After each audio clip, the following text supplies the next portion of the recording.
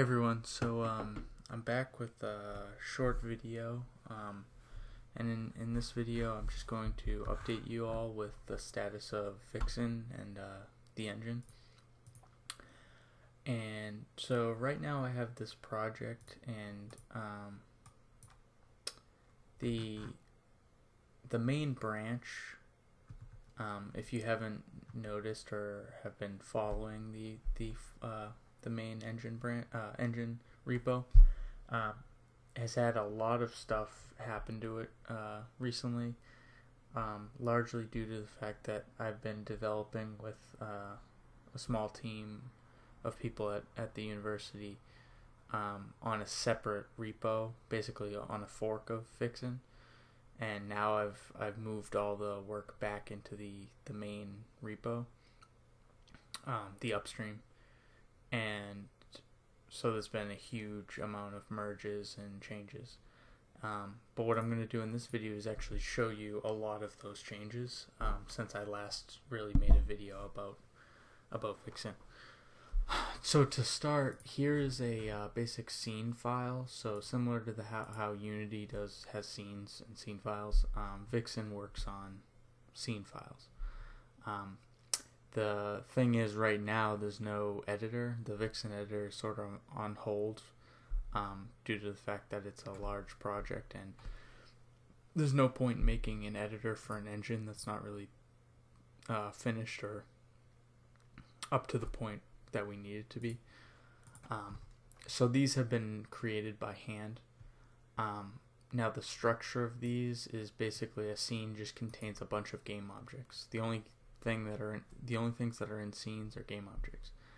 Now game objects can have components, and here the basic component types available right now are scripts, models, so models like meshes, 3D models, materials that are basically a child of the model component. So here, for instance, model component file, here's the OBJ file. Theoretically, it would load anything, so it would be able to load FBXs as well. And then here's the material file, which is a custom format that looks like this, which just denotes the different shaders that your object is going to use, and the inputs, the shader inputs, such as the diffuse textures, etc., etc.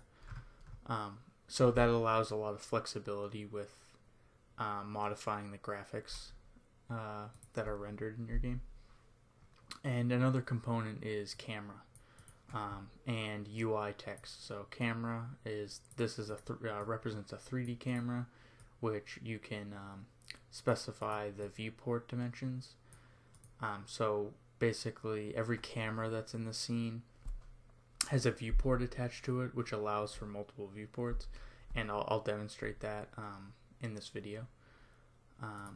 And UI text is exactly what it sounds like. It's really just 2D text elements that are rendered on screen using the sprite batcher and the 2D orthographic camera. So if I run this right now, you should see basically this on screen. Now let me resize it. That's another thing that change I made to the engine is it supports dynamic resizing of windows, and the buffers, the direct 3D buffers, will resize themselves, as well as the camera and viewports. So in here, you basically have a basic fly around camera, and it's actually attached to a monkey model, and that's what you're seeing basically like on screen. There is the camera's slightly inside the monkey face. So what I'll do now is I'll show you what that monkey face looks like by adding another camera into the scene. So I have this already set up. So what I'll do is I'll copy and paste this right here. So we're going to add another game object that happens to have both the same monkey object attached to it and a camera. But this time, this camera is going to have a different viewport dimensions. So effectively, we're going to set this one to be to start halfway into the screen and extend halfway, and then its height will extend all the way. And this one we're going to change to only extend halfway. But as you notice, it starts at 0. So what should happen is when we run this, we get basically a split screen game. Now, currently all the UI elements are also re-rendered, because the way split screen works is you render again the entire scene twice. So that's why a lot of modern games don't really do local split screen, because it involves rendering your world however many times for however many viewports. So the performance drops significantly. But anyway, so here we can now look at the other camera. So you can look at player 2, and I can fly around, right? If you're wondering, I'm using an Xbox controller to control this right now. Though, mouse input would still work fine if you change the scripts, but so yeah. So these are some of the changes that have been made. A lot of the changes since the last time I showed this off at all have been really game scripting changes and scene management. But there's another thing that I did, which is kind of small, but if I close this, actually, yeah, if I close this and look at the scene for a second, there's another element that I want to add in. So let's make this not split screen anymore. So we're going to go back to single player. So, and now what I'm going to do is I'm going to add in another game object that I created. And what I'll do is I'll show the scripts off for these in a second. But this is a UI input spawner. So now if I run the game, we have, what we had before. But what I'm going to do is I'm going to hit enter, and up in the left corner there's a text input that got spawned, and now I can type stuff into it.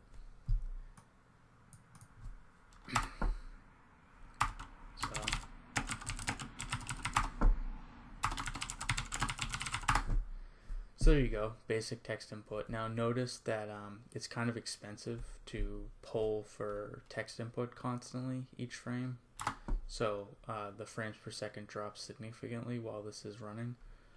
So you generally not want to have that running like all the time.